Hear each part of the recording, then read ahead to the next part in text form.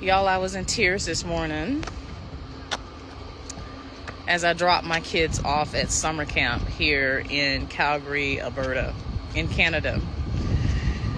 Just thinking about how I had to relocate my family 5.5 hours away from our ranch in Montana,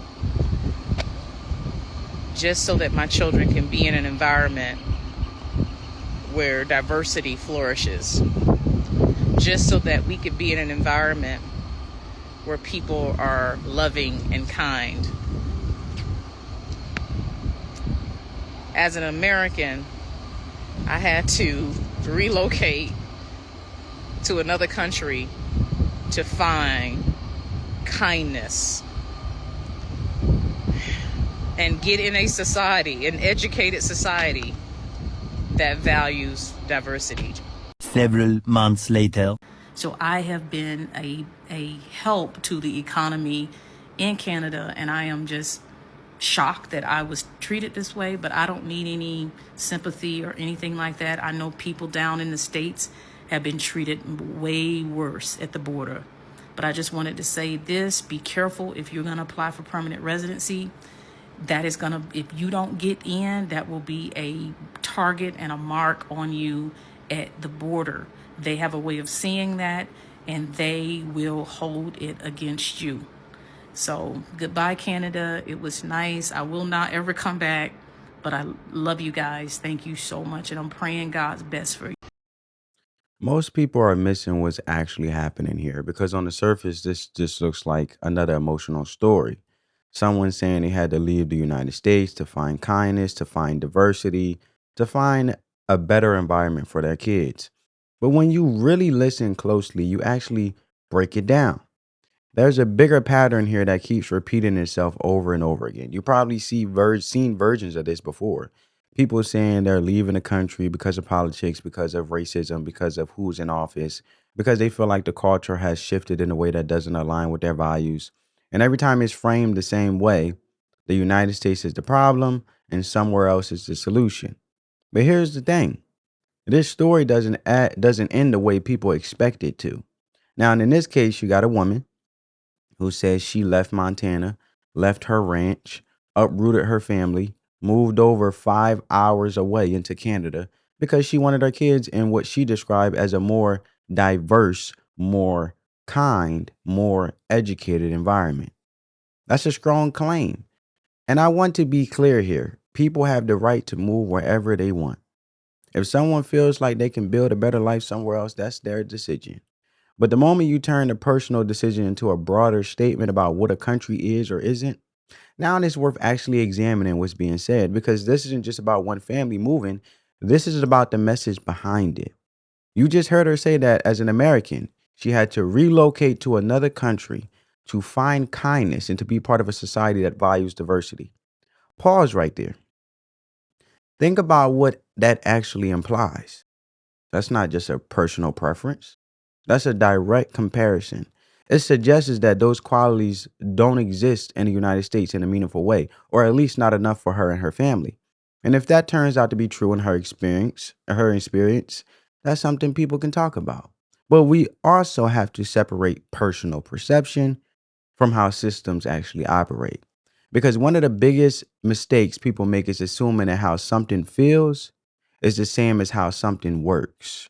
And this is where things start to matter a little more because when people make decisions like this based on a certain expectation, based on the idea of what another country represents, they're not always thinking about the full picture. They're thinking about culture, tone, social messaging. They're not always thinking about policy structure and incentives. And those are the things that actually determine how you are treated over time, not just how things appear on the surface. A system that depends on a problem won't rush to solve it. And more importantly, incentives don't care about intentions, they shape outcomes. So if you move somewhere expecting one experience, but the system is built around something else entirely, eventually that gap is going to show up. This isn't theory. You can see it in real life.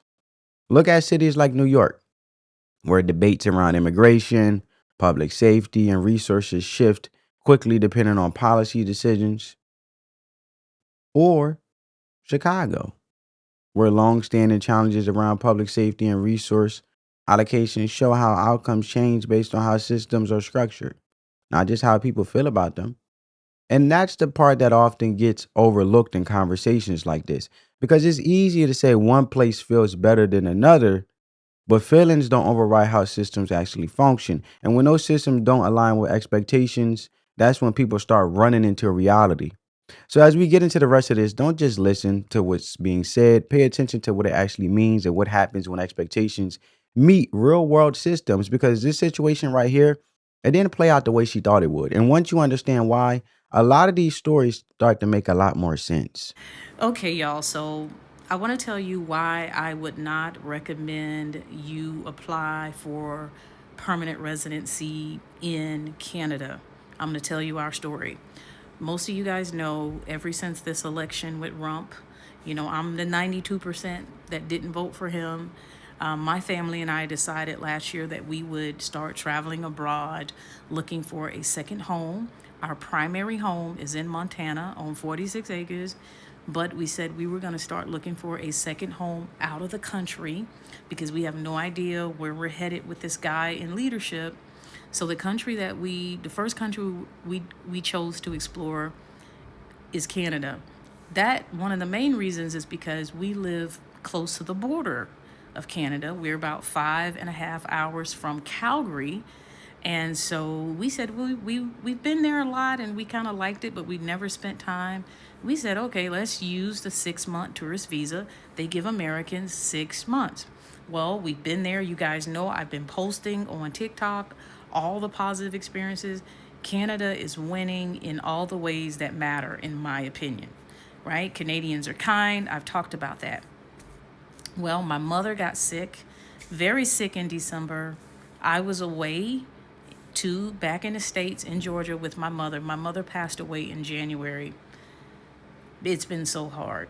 So my husband, because our son is playing soccer in Calgary, my husband stayed at our short-term rental in Calgary while I handled everything with my mother's estate. So this last Sunday, I prepared to drive through the border, you know, as I always do, nice, kind, courteous to the border agents, gave him my passport, and he starts, asking different questions. And I'm like, that's not the regular questions they normally ask. Then he tells me to pull over, and I'm like, okay, are you not letting me in? And he said, I didn't say that, with an attitude. And then he said an officer will come out and talk to you. So I'm like, at this point, I call my husband on the phone so that he can listen. So 2 officers come out. They're like, oh, get out. Don't touch nothing. They got my purse. They looking through all my personal things in my purse, and which I don't mind them searching the car. They have a right to search the car. I already knew that. And they're going through all my credit cards, all the stuff that's in my purse. And then I'm sitting on this cold bench for 45 minutes. They're searching my vehicle. Now, while this is happening, a white lady also gets pulled. They tell her they want to, they got to search her. Y'all, she was gone in 2 minutes. She was not asked to get out the car, anything. She was gone within 2 minutes.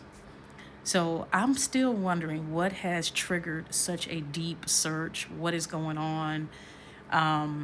He keeps asking me, like he didn't believe me. You own a house in Montana? I said, yes, I do own a house in Montana. He's asked me that 3 times. So I'm getting a little like, okay, this sounds like racism. Why can't I own a home in Montana? Here is the proof that I own a house in Montana. Here, what else do you need? I've also shown you the lease that we are planning to leave. I have been posting about that. I have been saying my goodbyes to Canadians. I have been thanking them for their kindness. Everything I posted online said that we were leaving because our tourist visa was up. In fact, I was getting so many emails from Canadians trying to find a way for us to stay. And I said, well, no, our lease is up. We are leaving. I mean, our visa is up and our lease is up. We're moving on. You just heard her say, right? Canada is winning in all ways that matter. Now think about that for a second. That's a strong statement, and it's worth unpacking what she actually means by that. Because from her perspective, she's talking about things like how people treat each other, the tone of culture, the day-to-day interactions she's having. And to be fair, If that's been her personal experience, then that's her perspective. But here's where things start to get interesting. She's explaining also that she and her family made this decision after the election. She said she was part of the 92%, saying they didn't know where the country was headed under that leadership. So they started looking for a second home outside the United States. Pause right there. That tells you this decision wasn't just about lifestyle, it was driven by a broader belief about the direction of the country, the United States. And when decisions are made based on that kind of belief, they're usually based on more perception than how systems actually function. What I mean, if you think a system is collapsing or working against you, you're going to look for alternatives, even if your personal situation is stable. Now, here's another layer to this that can't be ignored. According to her own description, she and her husband built enough success to sell a business and live on 46 acres in Montana. That's not a small thing. And I actually applaud her for that. The American dream, as you can see, the possibility amongst the possibilities, which is why a lot of people want to fight and claw their way to the United States of America. And she has been blessed enough to have the opportunity and be quite successful, which is an amazing story. It's not a small thing that represents a level of opportunity and stability that a lot of people are still working toward, is my point. So when someone in that position says they feel the need to leave the country because of how things are going, it raises the fair question: what exactly are they reacting to? Because from the outside looking in, that situation lines up pretty close with what many people would consider the American dream: ownership, land, financial flexibility, and the ability to choose where you want to live. And again, from my perspective, if someone feels like something is missing, that's their call to make. But when that feeling turns into a broader claim about an entire country, it's worth taking a closer look at what's driving that conclusion. This is where incentives and perception start to separate again. Because it's possible for someone to have a high level of personal success and still feel dissatisfied with the cultural or political environment around them. You know how many people are wealthy and feel empty inside? See, a lot of people get it misconstrued when they say money is the root of all evil. The meaning of money can be the root of all evil. Because if you're using money in ways for validation, self-validation, to feel secure or confident within yourself, that's inner work you have to do internally that has nothing to do with money. Money is just money as used as a tool and a resource to help you get further with the flexibility of having choices. But that doesn't define who you are, right? So I'm saying all that to say that this is where it comes, where you can have all the things you want and still feel empty inside and not happy, even though you have the American dream, which is someone else is fighting for to achieve. And that's why I say you can still feel dissatisfied with the cultural or political environment around them, because it's possible to have someone to have a high level of personal success and still be unhappy.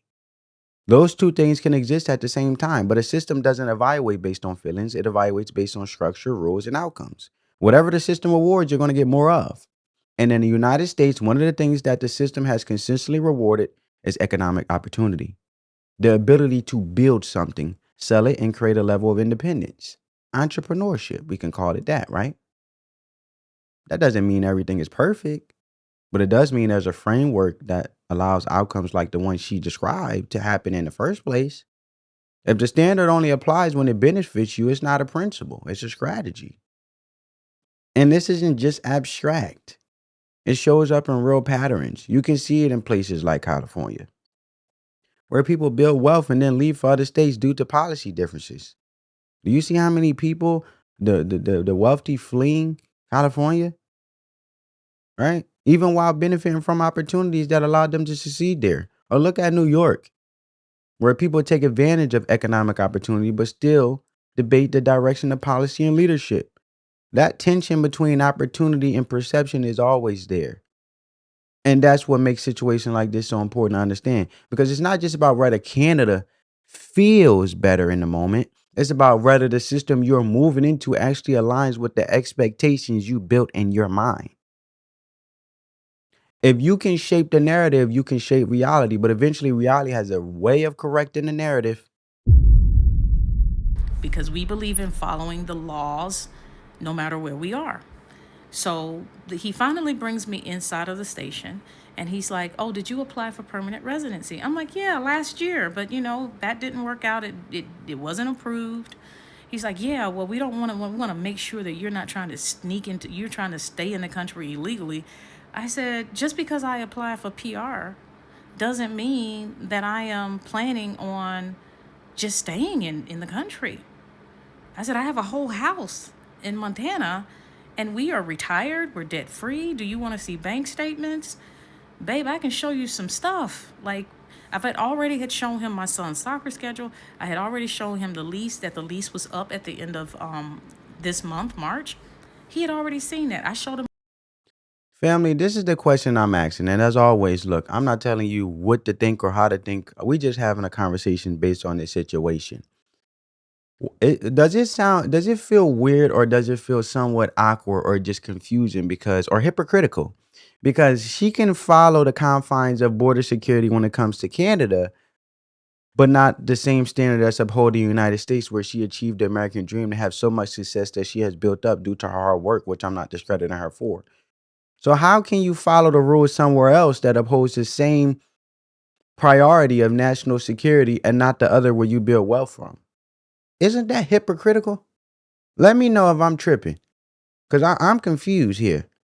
It's like, if you don't like the way a country is moving, then you just think something that been there all the time, such as national security, shouldn't be upheld.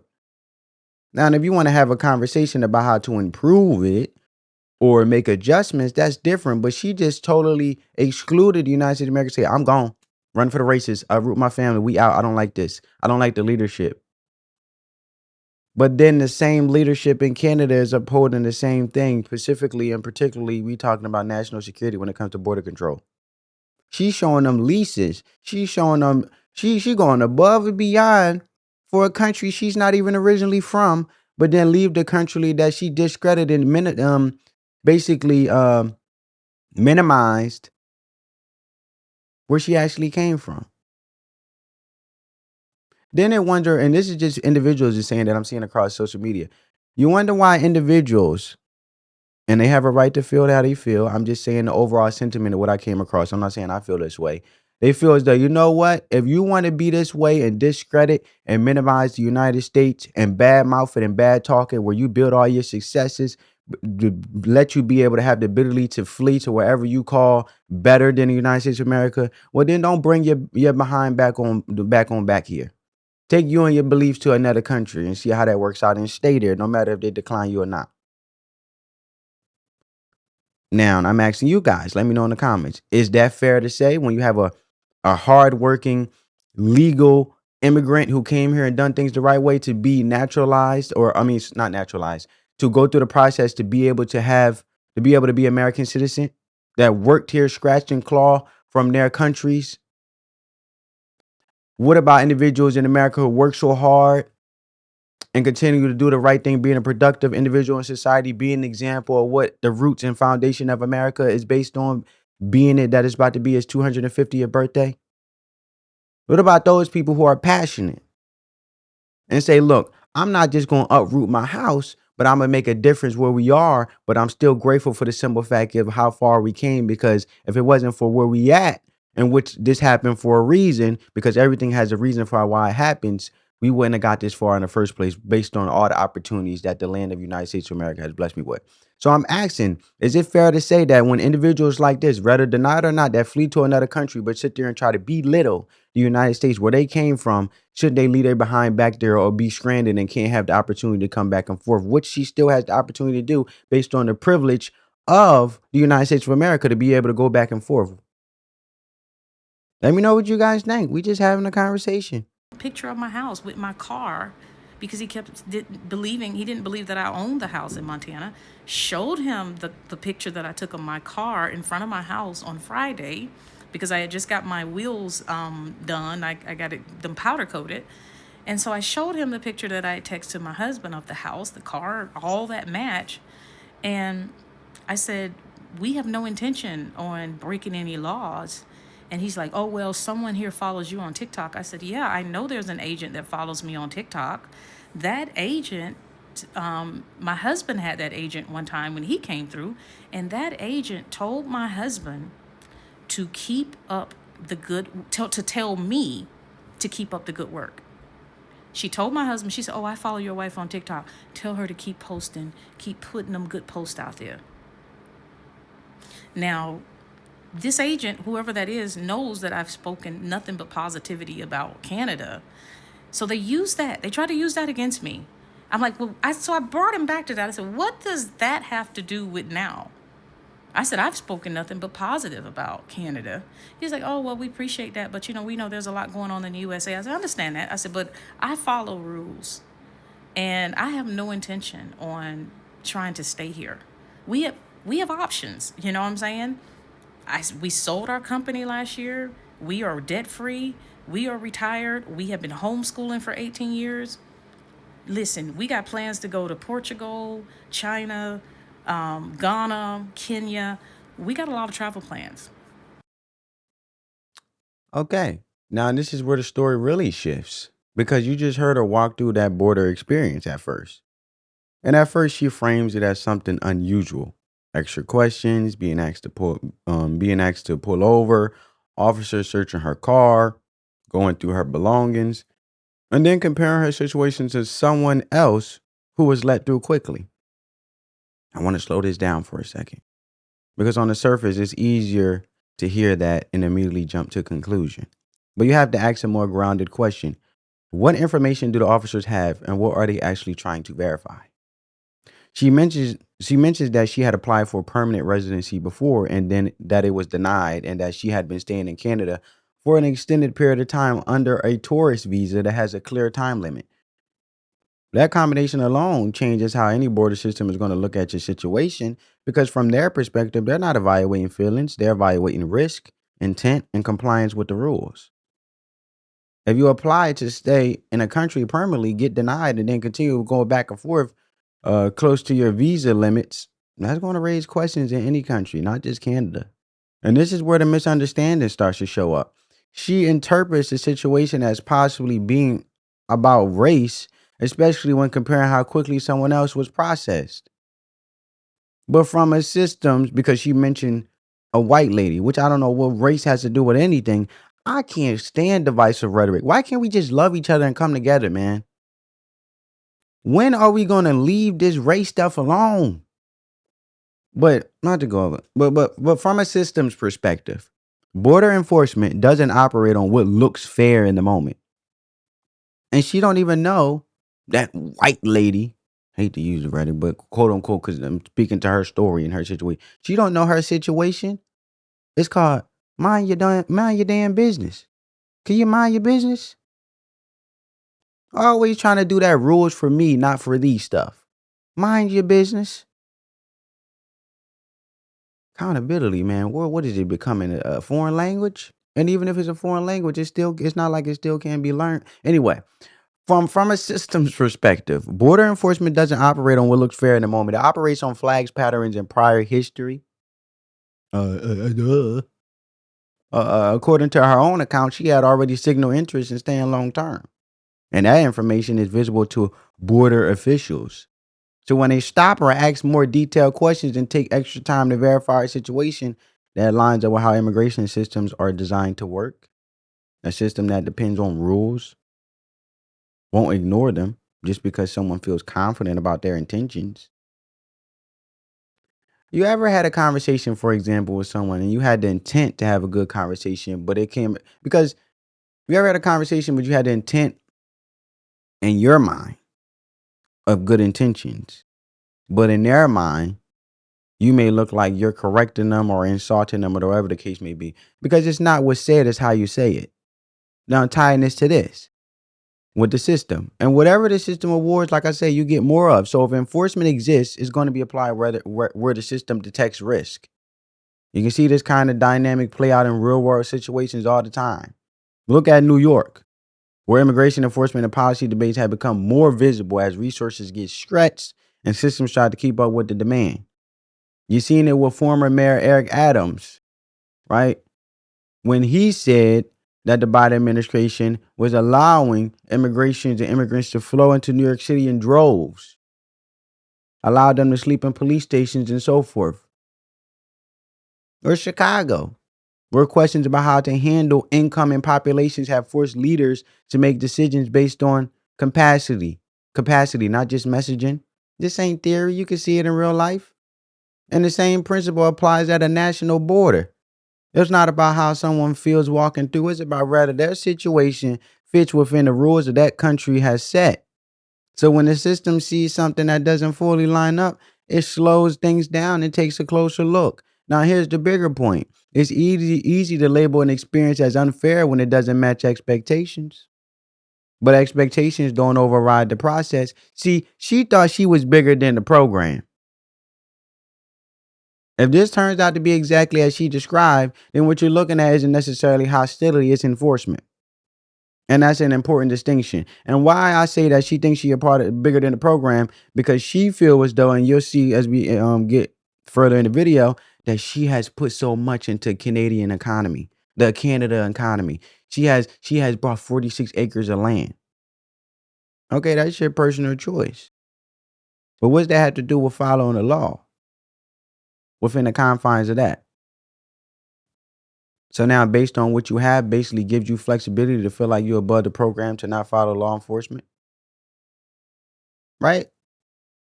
But that's an important distinction because the same type of enforcement that people criticize in one country often exists in another under a different label. If the standard only applies when it benefits you, it's not a principle, it's a strategy. And when it comes to borders, every country, Canada included, has a system designed to protect its own rules first. So when she says this felt wrong, the real question isn't just how it felt, it's rather the system was doing exactly what it was built to do. And so he just was really scrutinizing me and just really, now again, the white lady was gone. Me, for some reason, I was, they were putting so much pressure on me. And finally, I just broke down and I said, you know what? I'm going to try to get out sooner. I said, I got 22 days left in the country, but I'm going to try to go sooner. I see, it's obvious you don't want me here. I'm going to leave sooner. He's like, no, you ain't got to do that. I said, yeah, I am. And that's what I've been doing, y'all. Deflecting. Because your permanent residency visa already was denied, so you was going to have to leave anyway. What does that have to do with the officer enforcing the law to uphold the national security of Canada? So this is my goodbye. Thank you, Canada. Thank you, Canadians. You guys have been awesome. Continue to be who you are. So many of you guys are awesome. I know there's a lot of Maple MAGAs out there that, been giving me a lot of hate and all that stuff. But I just want to let you know, Trump don't care nothing about you. He wants your resources, baby. You look at how he's treating our people down here. Look at what our people are going through. You know what I'm saying? Look at all the people and how they've treated Canadians at the border in the USA and how they've treated other folks, you know what I'm saying? And how our prices are skyrocketing down their gas and everything else, and how they promised there was not going to be, he was going to be the president of peace, but now, could be taking us into a World War III. So if you think he loves you, I would say, bless your heart, as we would say in the South. Yeah, you should really get really looked at. Now listen to this, where everything is connects. She's explaining how she showed proof for everything, her house in Montana, her financial situation, her son's schedule, her lease, and then basically said, I've done everything right, so why am I being treated like this? And the officer brings up something important, her TikTok. The fact that someone there is aware of what she's been posting, aware of her situation, aware that she's been documenting this entire journey, that's not random. That's part of the information they're using to make a decision. Because in today's world, what you post publicly doesn't just stay entertainment, it becomes context. So from her point of view, she's saying, I've only said positive things about Canada. But from their point of view, they're seeing someone who has openly talked about wanting to relocate, someone who applied for permanent residency and was denied, and someone who is still going back and forth into the country close to the limits of a temporary visa. When your actions or your public statements suggest long-term intent, the system is going to take a closer look. You get where I'm going, family? Because if her permanent residency got denied, but she's going back and forth, but she's making it as though she's staying in Canada, regardless of what you say in that moment, they're going to take a closer look. And this is where the disconnect really shows, because she's focused on proving she's not doing anything, while the system is focused on verifying whether there's a risk that she might. Those are two different things. A system built on enforcement doesn't wait for a rule to be broken. It acts when there's a reasonable question about whether the rules might be pushed. And if this turns out to be accurate based on her timeline, then what you're seeing here isn't random treatment. It's a response to a pattern. Whatever the system rewards, you're going to get more of. And I'm keep saying it. And if a country is serious about enforcing its immigration laws, then situations that raises flags are going to get more scrutiny. That's not unique to Canada. That's how every country operates, including the United States. You see the same principle play out in real situations, right? New York City. Policy decisions around immigration have led to increased pressure on housing, public services, and local infrastructure, forcing officials to take a harder look at enforcement and limits, right? So every system has a breaking point because of that. Because of that, every system creates boundaries, and when those boundaries are approached, enforcement becomes more visible. So when she says this feels wrong, the bigger question is whether this is about unfair treatment or about expectations not matching reality. Because from a system perspective, the logic is straightforward. If someone has shown interest in staying long term, has been denied, and is still entering under temporary conditions, that's going to trigger more questions. That's not about personal feelings. That's about process. If the standard only applies when it benefits you, it's not a principle, it's a strategy. And at the end of the day, every country, including Canada, is going to enforce its own rules based on what it sees, not just what it's told. And then you hear her say something else that really brings the whole situation into focus. She started listing other places they plan to go to next, talking about Portugal, China, Ghana, Kenya, talking about options, flexibility, and the fact that they sold their business and now have freedom to move around. And on one hand, that's fine. Having options is a strong position to be in. But pause right there, because what she's describing isn't just casual travel anymore. It's a pattern of trying different countries as potential long-term fits without fully acknowledging how these countries actually operate. Visiting a country is not the same thing as being allowed to stay in that country. Every place she just named has its own immigration system, its own rules, and its own enforcement. And if this situation in Canada came as a surprise, then there's a bigger misunderstanding of how consistent these systems are across the world. A system that depends on rules wouldn't suddenly ignore them just because someone has the means to move around. And this is where expectations start to separate from reality, because there's an assumption underneath all of this that if one country doesn't work out, another one will be more accommodating, more aligned, more open. But in practice, most countries operate in a very similar way when it comes to protecting their borders. Portugal has structured visa programs with clear requirements. China has strict entry and residency, our adversary, China, controls that are heavily enforced. Even countries that may appear more open still have limits on how long you can stay and under what conditions. This isn't theory, this is real life.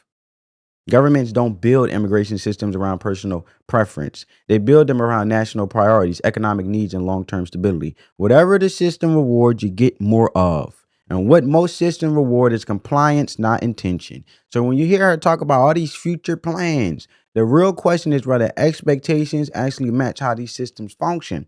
Because moving from place to place looking for the right feeling doesn't change the structure you're stepping into each time. And if the assumption is that another country will operate with less scrutiny or fewer rules, then situations like the one in Canada are likely to repeat themselves. If attention is the currency, conflict becomes the product, but systems don't run on narratives, they run on enforcement. Where you go, that part doesn't change. And this is how she closes it out, saying she felt pressure, saying she broke down, saying it was obvious they didn't want her there, and decided on her own to leave even earlier than she planned in Canada, while still framing it as something being done to her rather than something driven by the situation itself. And then right at the end, she pivots back into a broader political messaging, talking about what's happening in the United States and how people are being treated. Because this is where everything comes full circle. On one hand, she describing an experience in another country where she felt signaled out, questioned, and scrutinized. On the other hand, she's using that same experience to reinforce a narrative about the United States without really acknowledging the overlap between the two. Let me simplify it. If a system in another country questions you, investigates your intent, and enforces its rules, but you describe that as unfair while criticizing similar enforcement somewhere else, that's a disconnect. If the standard only applies when it benefits you, it's not a principle, it's a strategy. And to be fair, if this situation happened exactly as she described, then it's understandable that it didn't feel good in the moment. Nobody enjoys being pulled aside, questioned, or having their time extended at a border. But feelings don't determine how the system operates. The rules do. And what you're seeing here is the result of a system responding to signals: prior application for permanent residency, extended stays, repeated entry, and public statements about wanting to relocate. Those factors matter more to a border officer than how positive someone's posts have been or how confident they feel about their intentions. Whatever wherever she decides to feel. And you can see the pattern in real world examples across the United States. Like I've been saying, New York, Chicago, California, around enforcement fairness and resources being debated come down to the same core issue. How do you apply the rules consistently while managing real world pressure? Systems don't adjust based on individual narratives. They respond to patterns, incentives, and risk. And when people interpret those responses purely through a personal lens, that's where misunderstanding is happening. And it leads to the bigger takeaway. This isn't really about one person. It's about how expectations collide with reality. It's about assuming that leaving one system automatically means stepping into a better one without fully understanding that most systems are built on the same foundation: rules, enforcement, and incentives. I'm not here to tell you what to think. I'm here to show you how this actually works.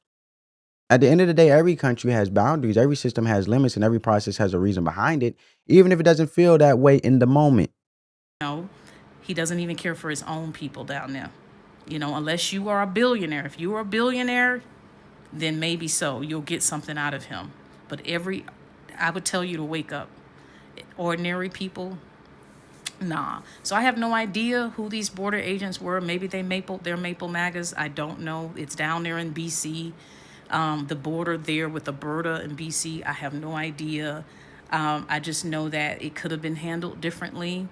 They kept me. I was out in the cold, and they somehow did not believe that I could own a home in Montana and that I was unhoused and that I was trying to stay in Canada illegally when I was within my time frame.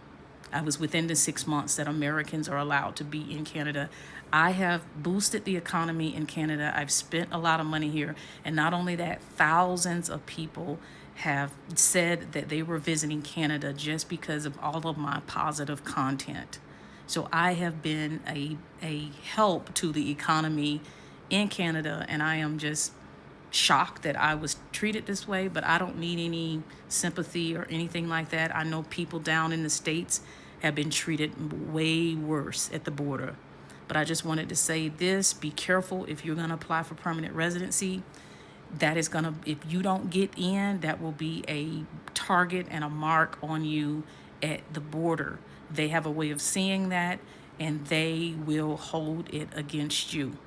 So goodbye, Canada. It was nice. I will not ever come back, but I love you guys. Thank you so much, and I'm praying God's best for you.